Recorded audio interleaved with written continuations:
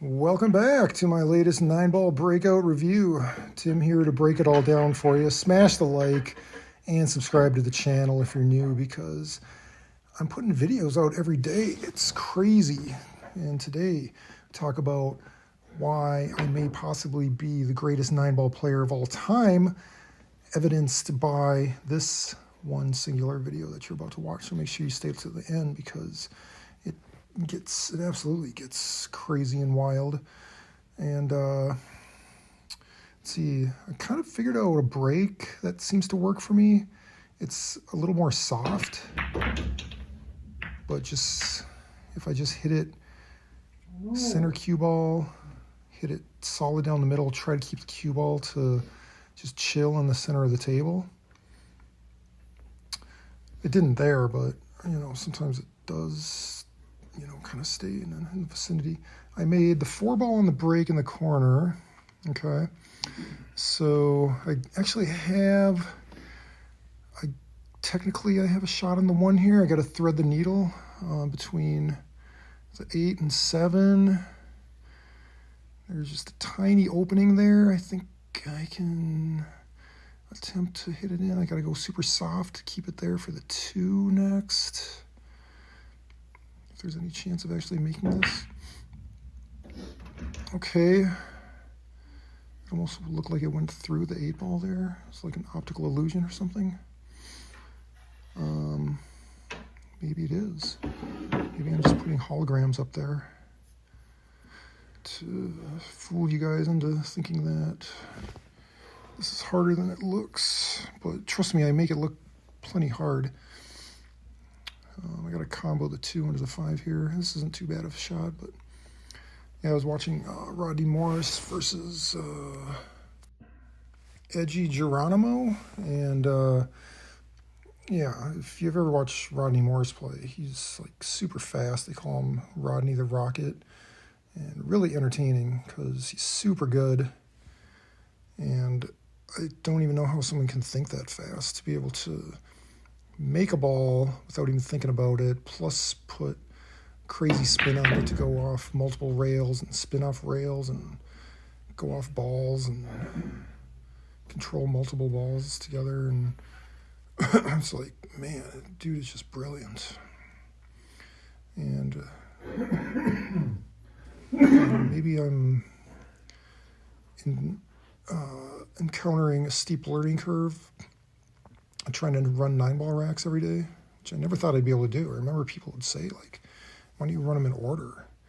I'd be like, because I'd only be able to put out 1 video a month and I'd get bored and quit. But now I'm to the point where it might actually be feasible for me to do this. And maybe eventually I'll be able to do this without as much time and effort. I mean, this took everything out of me to be able to do this. Here, a little bit of draw. I'm just like really visualizing, trying to make it the shot.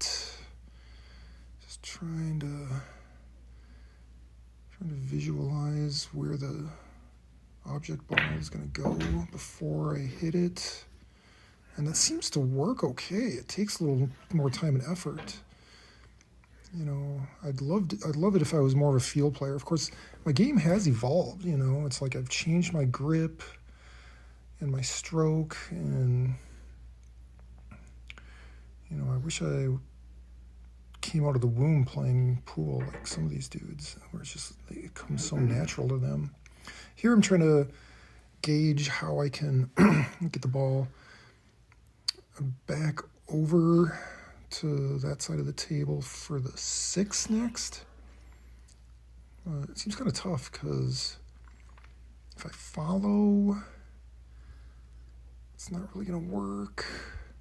But I'm thinking if I draw, it might like slightly deflect off the 9, and then I don't know, maybe like through some series, like a magic ball going off this ball and off that ball and off this rail and off that rail, and somehow find its way back over to the other side of the table. I'm not really sure, but I'm just kind of being like, okay, I'm going to hit it with draw, medium speed, you know, the key is to make it, and then you at least give yourself a chance to get lucky. If you miss, then it doesn't matter where the cue ball goes, right? I guess I didn't even think about the fact that maybe I could have hit the 9 in at the same time. The 9, yeah, the 9 could have potentially gone in there. Yeah, I guess, I don't know. I mean, this gives me a shot, not a real great one. I can't cut this into the side. That's just too much cut. I mean, I'd have to just like graze the hairs of the ball to get that to cut into the side, and I wasn't going to try that. Plus, then I have like no idea where the cue ball is going to go. Whereas if I go into the corner pocket, it just looks prettier, and I can draw it back for the 7. So that's what I decided to do. But yeah, this I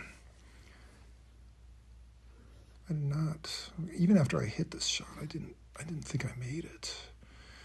But this might have been like my most brilliant shot. You can actually see my reaction where I'm just like, oh, wow, what a shot.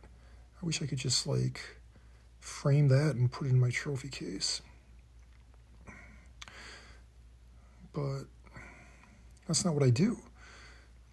You know, it's like, sure, there's plenty of brilliant shots throughout the day and the week and the month and the year. But if you don't string it together and, you know, keep the run going, I still got to hit the 7, 8, and 9 in to finish the job here. And I drew it back a little bit too far, so now I have maybe an even tougher shot than that last one.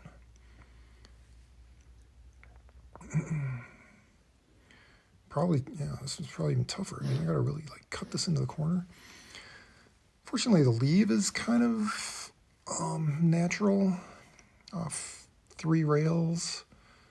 I guess that sounds kind of ridiculous to say. Like, I'm going to go 3 rails for a natural leave on the 8.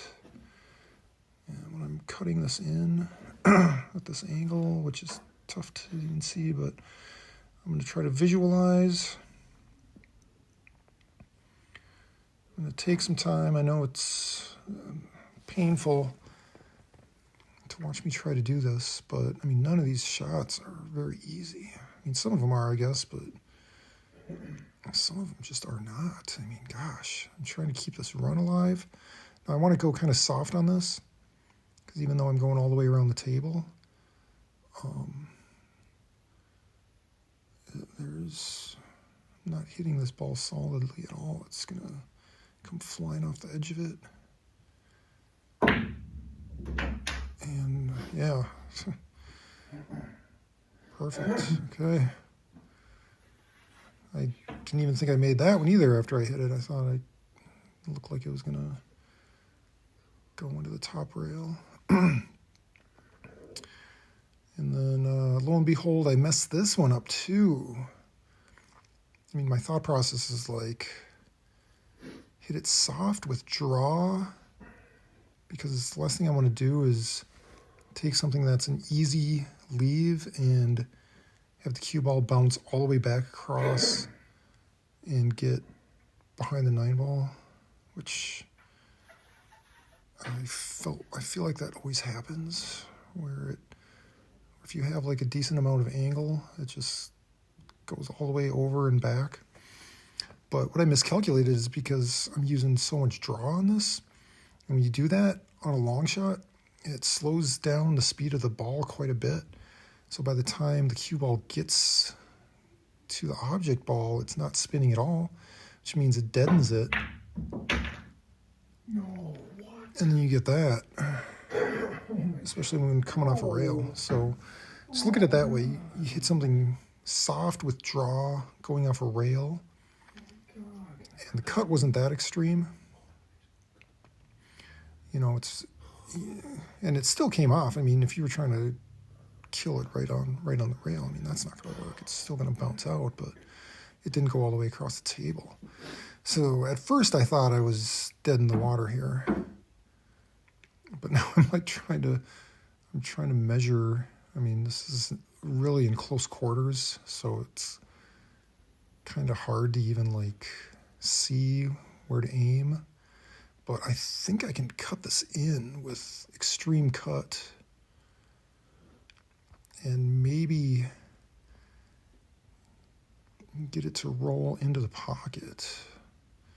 And I mean, I can't really worry about the scratch.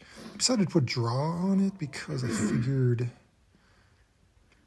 like I just said, that slows it down a little bit. I mean, as it goes around the table 5 times, maybe it'll stop short just in front of a pocket. And just that tiny bit of less speed. I don't know.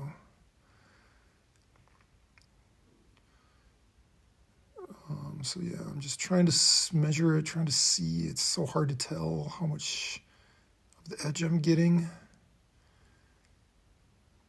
I gotta just, as much as possible. There it is. Got it to go, and no scratch. So there it is.